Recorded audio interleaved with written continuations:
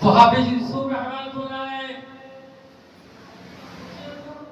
হুজুর বলতে লাগলেন, এ হাফেজ ইউসুফ, ও হাফেজ সাহেব, হাক্কানি আঞ্জুমান, এত বছর তুমি পড়ে আছো,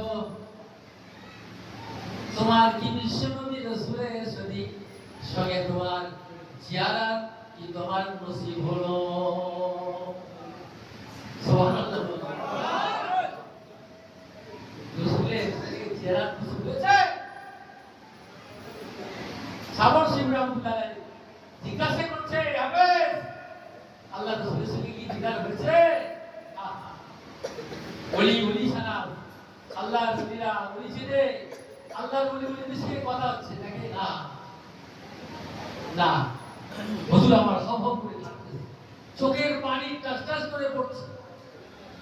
পিরাওয়ার মুর্শিদ, ও আমার রাহনামা, ও আল্লাহর ওলি, না না না, আল্লাহ রাসূলের সঙ্গে আল্লাহর হাবিবের সঙ্গে আমার জিয়ারত নসিব হয় নাই, সাক্ষাৎ আমার হয় নাই, হয় না। হুজুর আমার কাছে চোখের পানি পড়তে লেগেছে। হুজুরের সময় বলতে লাগলো, ও হাফেজ, কেঁদো না, কেঁদো না হাফেজ, তুমি চিন্তা করো না, এসো এসো আমার কাছে এসো, এসো হাফেজ আমার কাছে এসো। হাফেজ ইউসুফ রাহমাতুল্লাহ হুজুরের সামনে চলে গেল। হুজুর বলল, হাফেজ, তুমি একটু চোখটা বন্ধ করো, চোখটা বুঝাও। আমার বাবাজি ভাইরা, ও মুরব্বিয়ানেরা, পর্দা বেশি মা বোনেরা, গভীর মনোযোগ দিতে হবে। আল্লাহর ওলিদের কত পাওয়ার, আল্লাহর ওলিদের কত ক্ষমতা আল্লাহ দিয়ে রেখেছে। হযরতে আব্দুল কাদের জিলানী রাহমাতুল্লাহ আলাইহি বলেন, আমার ডান হাতের তালু, আমি চোখ যেমন দেখতে যেমন সময় লাগে, চোখ বুজে যেমন হাতের তালু দেখতে পাই, তেমনি করে আমি আব্দুল কাদের চোখ খুললে সাত আসমান সাত জমিন আমি দেখতে পাই। তাহলে কি পাওয়ার দিয়েছে আল্লাহ পাক, কি ক্ষমতা আপনাদেরকে দিয়েছে, স্পেশাল পাওয়ার আল্লাহর পরিবর্তনে আল্লাহ তাআলা।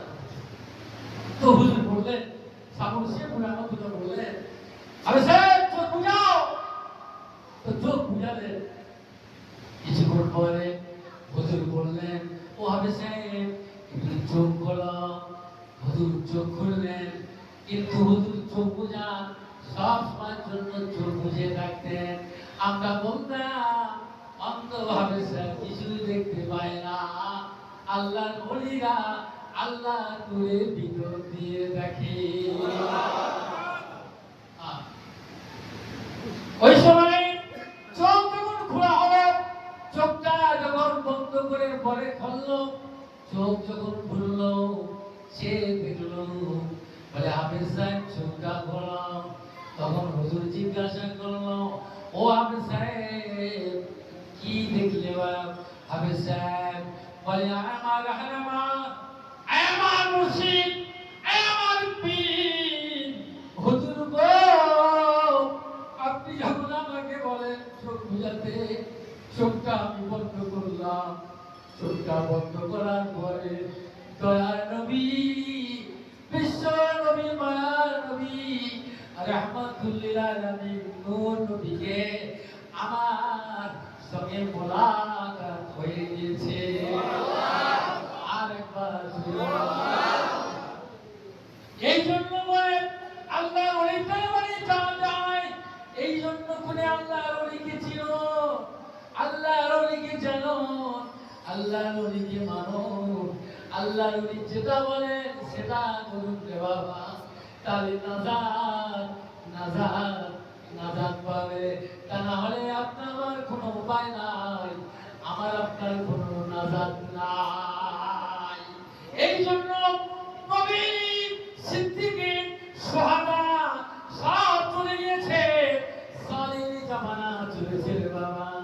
এই জন্য করে বলি, আল্লাহ আল্লাহ আশিকের মজলিসে যাও, তার হুকুম চলো, তার কদম কদম চলো, তার নির্দেশে যদি চলতে পারি রে বাবা, তাই আমরা সঠিক পথটা পাবো।